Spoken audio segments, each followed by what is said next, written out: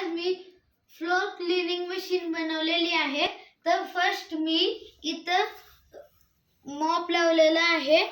या मॉपचं कट करून हे जे दोरे जे आहेत त्या कट करून इथं लावलेली आहेत, हे दोन मोटरला अटॅच करून।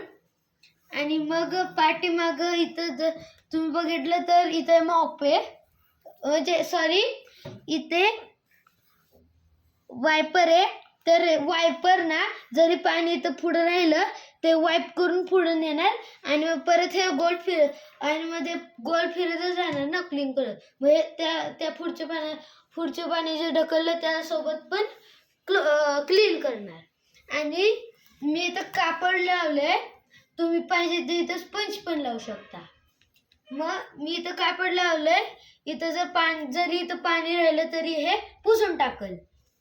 आणि मग मी इथं फॅन लावलंय आणि तरीही ना हे जर ना जरी पाणी सुकलं नाही, म्हणजे जरी जरा हे पाणी असेल तरी ना हे फॅननी सुकून जाईल ते। आता मी तुम्हाला ऑपरेट करून दाखवतो। आणि मी इथं ना अल्ट्रासोनिक सेन्सर लावलेला आहे, बघू शकता। आणि इथं पुढे हात न्यायचं नाही, फक्त ना इथं या ऑब्जेक्टला सेन्स करणार, फक्त इथं। ठीक आहे, तर मी आता डेमो दाखवतो ऑटोमॅटिक। फक्त एक बटन चालू करायचं, सगळं ऑपरेट होतं आपलं बघा पाठीमागं काहीच नाही।